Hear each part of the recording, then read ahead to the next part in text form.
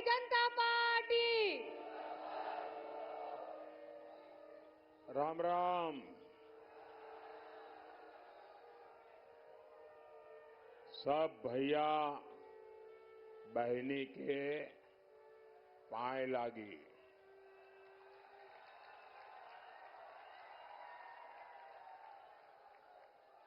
ये जो दो मेहरबान दो चित्र लेके आए हैं, वो चित्र ऊपर करते हैं, पीछे किसी को दिखता नहीं है। एसपी जी के लोग ये चित्र ले लें उनसे, और आप पीछे अपना आता पता लिख देना। खुद का मत लिखना, पेंटर का लिखना, जिस आर्टिस्ट ने बनाया है उसका नाम लिखना, तो मैं उसको चिट्ठी जरूर भेजूंगा। उनसे कलेक्ट कर लें, कोई ले लीजिए भाई। अच्छा, यहां जो 5-6 लोग खड़े हैं, ये जो यहां 5-6 लोग खड़े हैं, वो पीछे सबको परेशान कर रहे हैं। जरा वो वहां से जगह करें।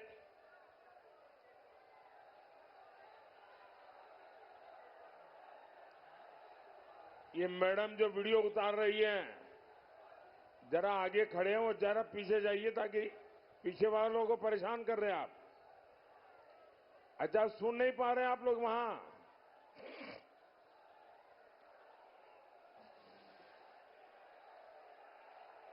मैं आप दोनों बहनों को कह रहा हूं,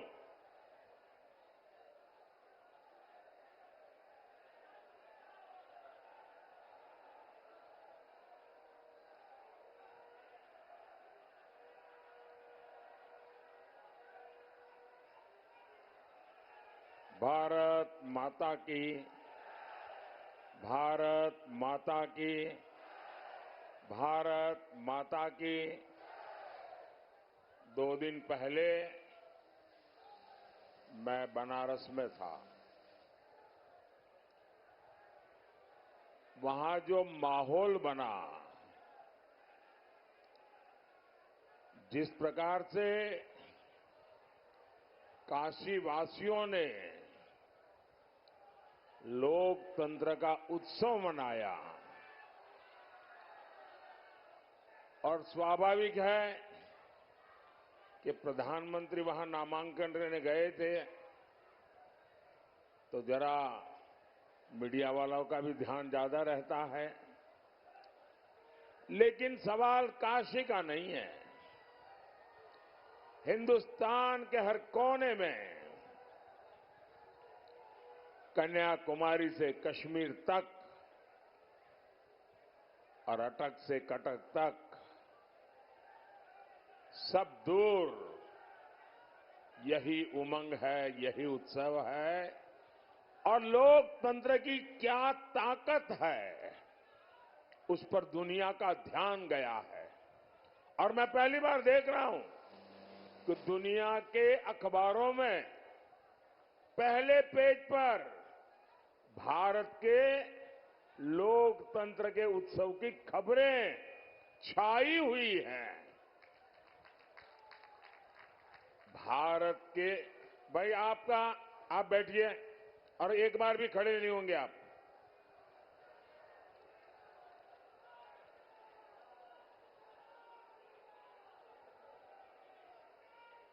भारत की पहचान, भारत का माहात्म्य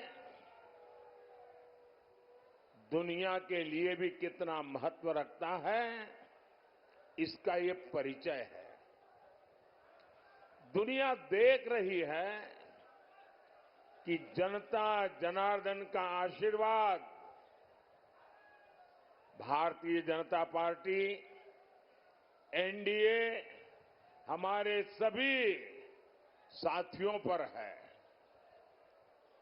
और जहां भी जाते हैं, एक ही स्वर सुनाई देता है, एक ही नारा गूंज रहा है, एक ही संकल्प चारों तरफ लेकर के लोग चल रहे हैं, और वो है फिर एक बार, फिर एक बार, फिर एक बार। भाई और बहनों, आखिर दुनिया को ये विश्वास कैसे है? ये रातों रात तो नहीं हुआ है। दुनिया ये जन समर्थन देख रही है। आपका प्रेम और आपका आशीर्वाद, आपका स्नेह दुनिया को अचरज कर रहा है। दुनिया देख रही है कि भारत के लोगों को मोदी की गारंटी पर कितना भरोसा है।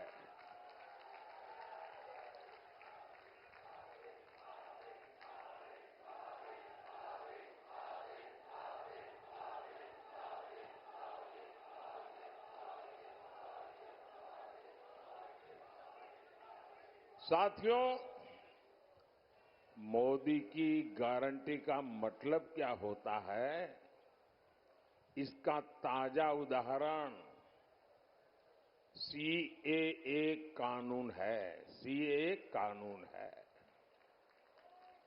और आपने देखा होगा कल ही सीएए कानून के तहत शरणार्थियों को भारत की नागरिकता देने का काम शुरू हो गया।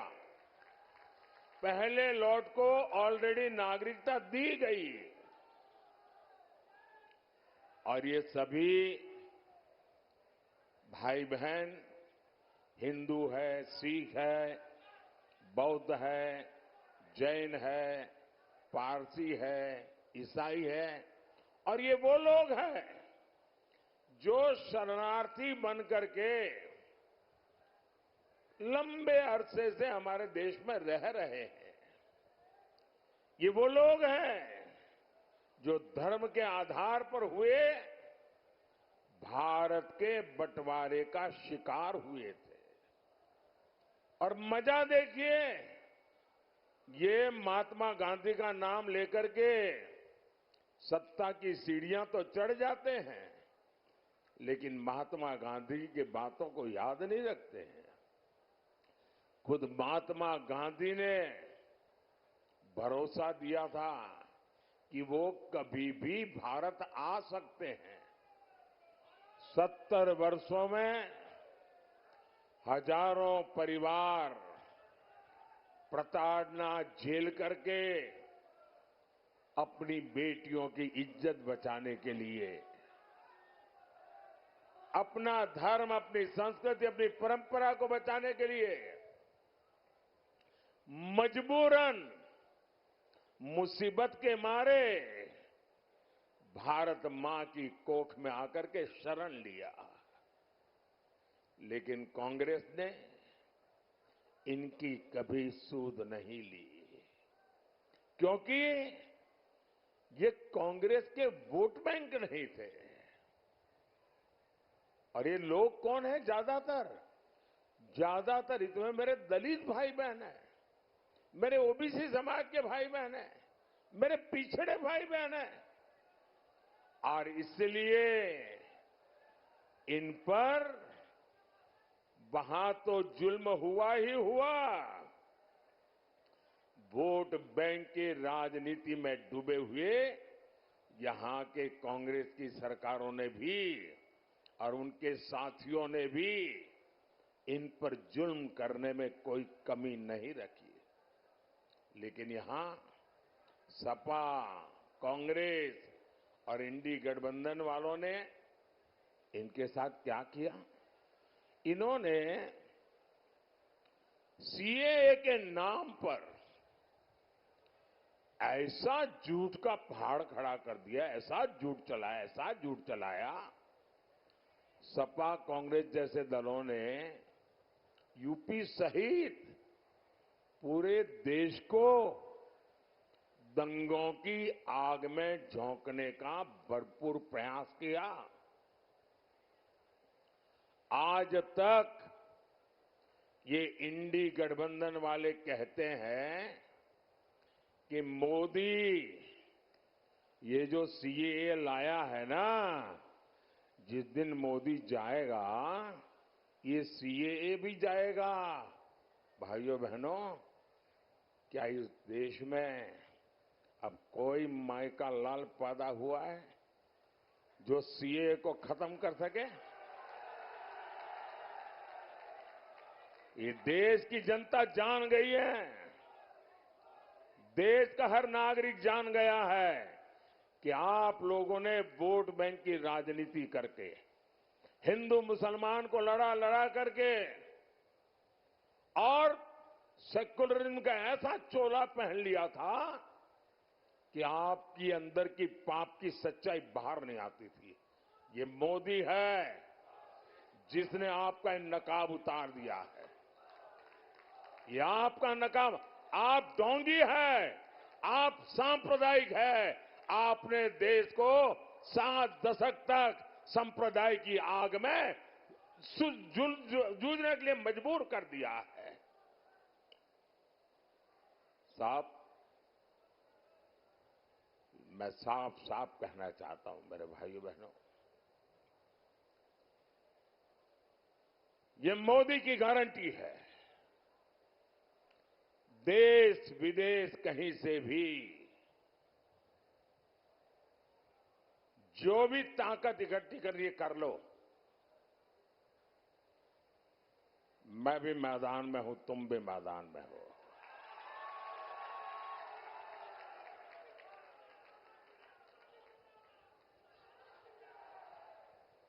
आप सीएए नहीं मिटा पाओगे। आने वाले कुछ महीनों में ही पश्चिम बंगाल से लेकर दिल्ली, पंजाब तक हजारों शरणार्थी परिवार मां भारती की गोद में रह रहे हैं, अनाथ की तरह रह रहे हैं। वो अब सम्मान के साथ रहेंगे, उनके पास उनकी एक पहचान होगी, वो मां भारती के बेटे कहने के हकदार हो जाएंगे। हमारे उत्तर प्रदेश में भी ऐसे लाखों परिवार बसे हुए हैं जी। साथियों, मोदी की एक और गारंटी आज कश्मीर में भी दिख रही है।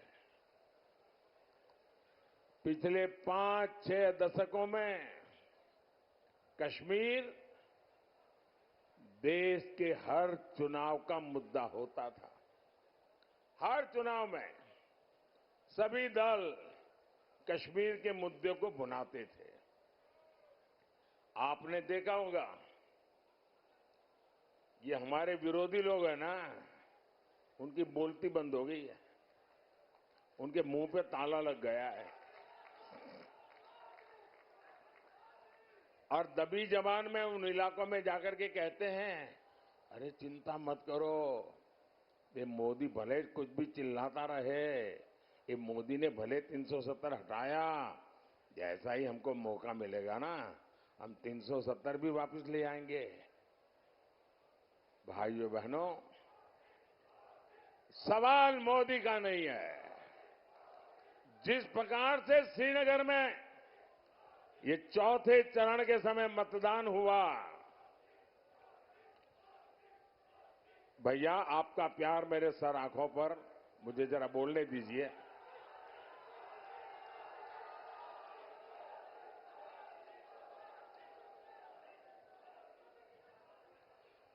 चौथे चरण में श्रीनगर में जो मतदान हुआ है, 40 साल के बाद वहां भारत के लोकतंत्र का उत्सव मनाया गया, भारत के संविधान का गौरवगान किया गया और मतदान करके लोग गर्व अनुभव कर रहे थे कि वे हिंदुस्तान की सरकार बनाने जा रहे हैं। श्रीनगर के जीवन में बहुत बड़ा दिन था और श्रीनगर के लोगों का उत्साह है ना, वो साफ दिखाता है कि अब कोई भी 370 वापस ला करके वोट बैंक की राजनीति नहीं कर पाएगा। आजमगढ़ के यूपी के हमारे सैनिक परिवारों की माताएं बहनें हमेशा चिंता में रहती थी, न जाने कब कश्मीर की धरती पर आतंक की धमाका कर दें, न जाने कब पत्थरबाजी हो जाए और न जाने कब बुरी खबर आ जाए, कोई ठिकाना नहीं था। लेकिन मोदी ने कश्मीर में शांति की गारंटी दी थी। मोदी ने 370 की दीवार गिरा दी, 370 की दीवार गिराई। पहले वहां चुनाव आते थे तो हड़तालें होती थी, मतदान करने वालों को मौत की मुसीबत आ जाती थी, आतंक की धमकी देते थे। लेकिन इस बार श्रीनगर में पिछले अनेक चुनावों के रिकॉर्ड टूट गए भाइयों। साथियों, ऐसा काम वही कर सकता है जिसके रग रग में राष्ट्र प्रथम का संकल्प बह रहा हो।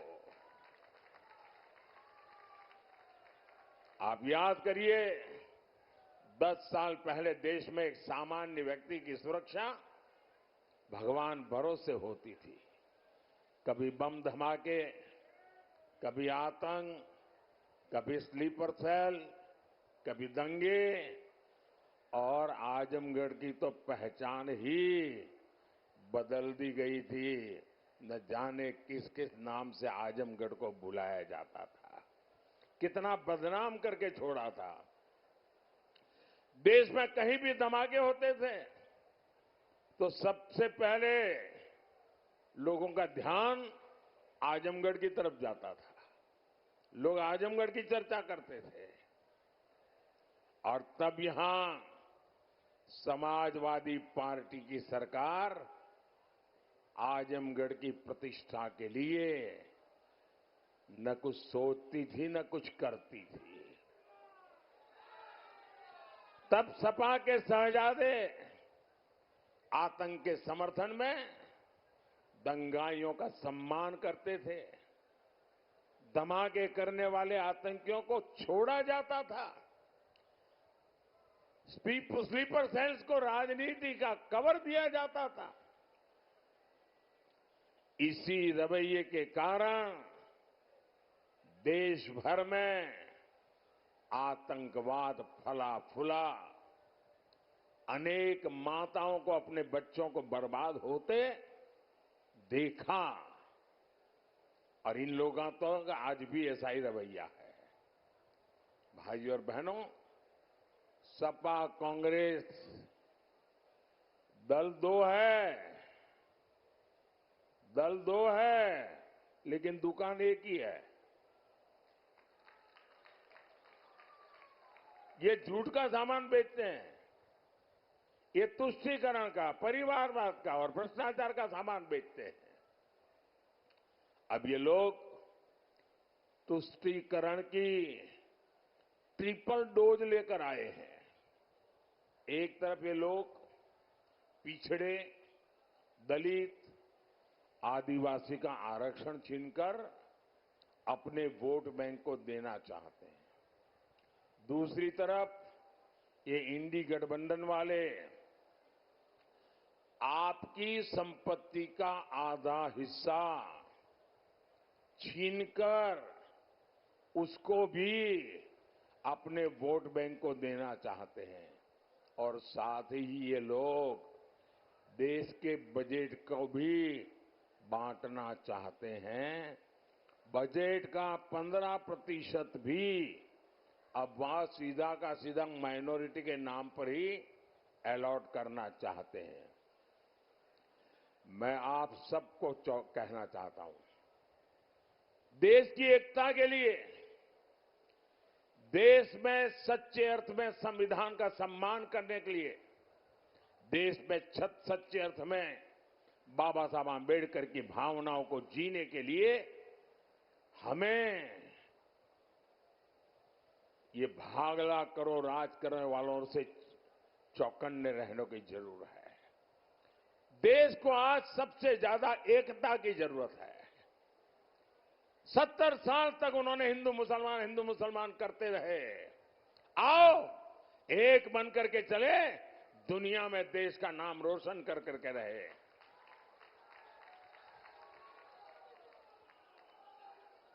साथियों, इंडी गठबंधन तुष्टीकरण के दलदल में पूरी तरह धंस चुकी है। समाजवादी पार्टी के शीर्ष नेता राम मंदिर को लेकर आए दिन घटिया बातें कर रहे हैं। कांग्रेस के शहजादे ने तो राम मंदिर को गालियां देने का मिशन ही चला रखा है।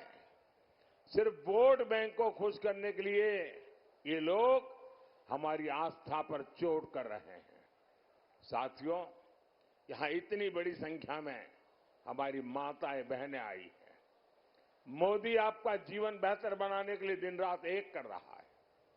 आज हर गरीब को मुफ्त अनाज मिल रहा है। आज हर गरीब को मुफ्त इलाज मिला, पक्का घर मिला, घर में नल, नल में जल, सस्ता सिलेंडर, ऐसी अनेक सुविधाएं आप तक पहुंची है।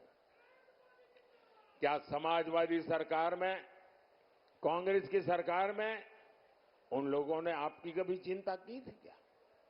उन्हें आपको अपने हाल पर छोड़ दिया था कि नहीं छोड़ दिया था? ये मोदी है जो आपके जीवन से हर चिंता को दूर कर रहा है। अभी मोदी ने एक और बड़ा फैसला लिया है। आपके घर में, और यहां जितने लोग हैं इन सबके काम आने वाला है।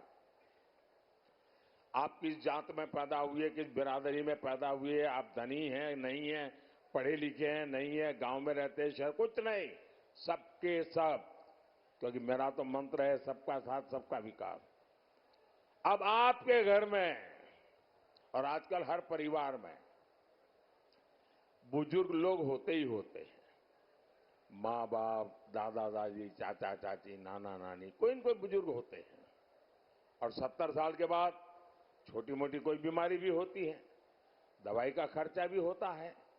अब जो बेटा या बेटी कमाते हैं उनके मन में यही रहता है कि पिताजी की खिलाने पिलाने में तो कोई प्रॉब्लम नहीं है, लेकिन अगर दवाई का बोझ आ जाए तो बेटा बेटी चिंता में लग जाते हैं। अरे कैसे करेंगे भाई?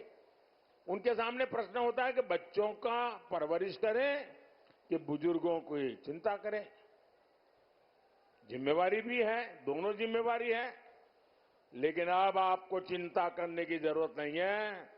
ये चिंता ये आपका बेटा मोदी करेगा। 70 साल से ऊपर के आपके परिवार में जो भी लोग होंगे, उन सबकी बीमारी में इलाज के खर्च की जिम्मेवारी मोदी की। ये मोदी की गारंटी है। घुटने की दिक्कत हो, हार्ट की परेशानी हो, कोई भी बीमारी हो, हर बुजुर्ग का इलाज होगा और वो भी मुफ्त होगा। साथियों, मोदी ने एक और योजना शुरू की है। इसमें बिजली बिल 0 हो जाता है। बिजली बिल 0।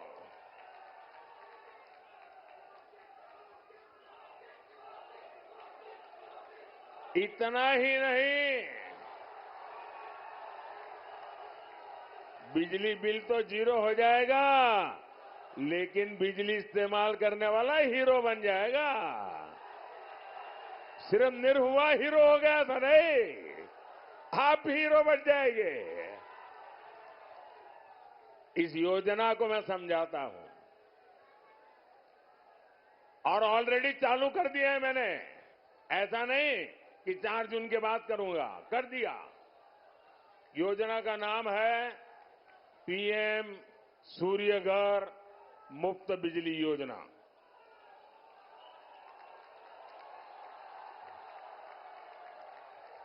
आप ऑनलाइन जाकर के अभी से रजिस्ट्री करवा सकते हैं, वो ऑनलाइन चालू है। ये योजना क्या है? मोदी आपको 75,000 रुपया देगा। आपकी जरूरत के हिसाब से 75,000 रुपया तक मोदी देगा। कितना? कितना? उसमें से आप घर पर सोलर पैनल लगाएंगे और जो सोलर की बिजली होगी उसका आप अपने परिवार के लिए उपयोग करेंगे और जो ज्यादा बिजली होगी वो योगी जी की सरकार खरीद लेगी।